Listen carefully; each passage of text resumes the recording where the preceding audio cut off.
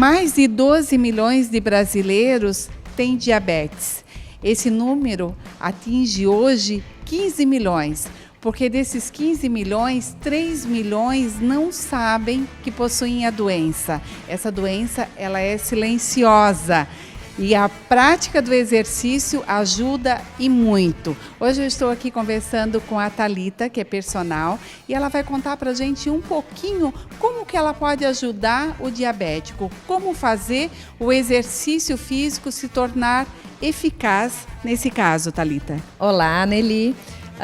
É muito importante que o diabético ele saiba as maneiras de tratamento da doença e que vá fazer os exames sempre regularmente, né? Porque esses 3 milhões de pessoas que não sabem porque é um problema silencioso, né? Ele não dói. Então a glicose, quando começa a subir no sangue, quando começa a se acumular, ela não causa nenhum sintoma aparentemente, né? Então é sempre importante fazer esses exames periodicamente, mas quem faz exercício físico já tem uma proteção aumentada contra o diabetes.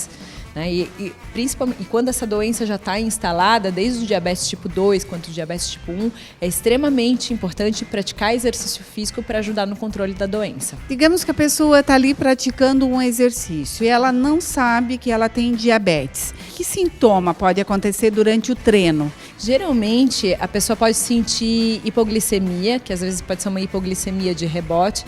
Então, quando essa glicemia ela não está estável, né, por causa da doença, e você está fazendo um exercício muito vigoroso, essa glicose ela pode cair, porque ela é utilizada como fonte de energia para o exercício, e a pessoa pode até desmaiar por causa disso, né? Então, é muito importante a gente ter esse diagnóstico primeiro, para poder orientar a melhor prática do exercício para esse paciente. Além do exercício físico, o diabético ele precisa de outros acompanhamentos também. Qual seriam?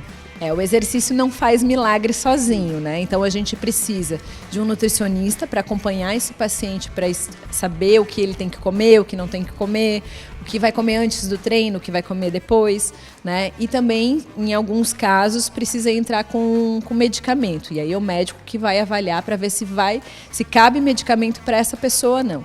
É interessante saber que os pacientes pré-diabéticos, ou alguns que já estão com a glicose um pouquinho alterada, ou uma resistência à insulina, que seria também um pré-diabetes, às vezes só a dieta e o exercício físico são capazes de ajudar a controlar a glicose, sem a intervenção de medicamentos, né? Então, se a gente conseguir juntar todas essas coisas, né, a pessoa pode ter uma qualidade de vida muito boa. Como todas as pessoas, existem restrições, e para o diabético não poderia ser diferente.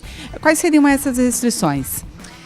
Tem que ver o paciente como um todo, né? Se esse paciente ele já tem alguma complicação oriundo de diabetes, por exemplo, uma má circulação, esses problemas circulatórios, problemas renais, enfim, se já tem alguma coisa envolvida, é importante saber que tipo de exercício que vai fazer.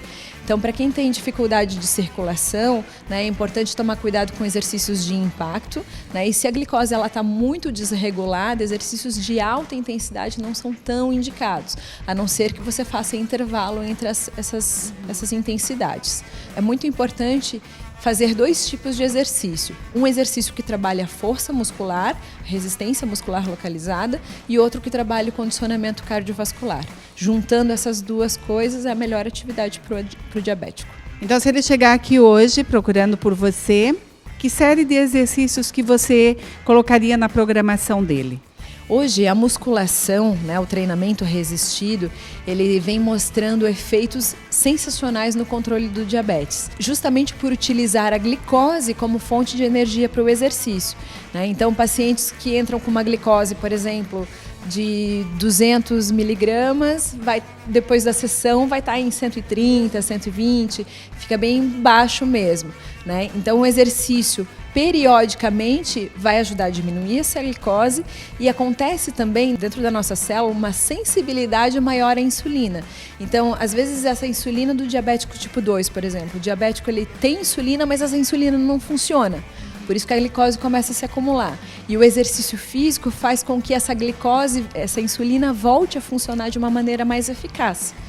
Para os diabéticos que são insulino-dependentes, que utilizam a insulina, o que a gente vê na prática é que esses pacientes utilizam uma quantidade bem menor de insulina quando eles fazem exercício do que aqueles que não fazem. Quando você fala em praticar regularmente, isso seria quantas vezes na semana?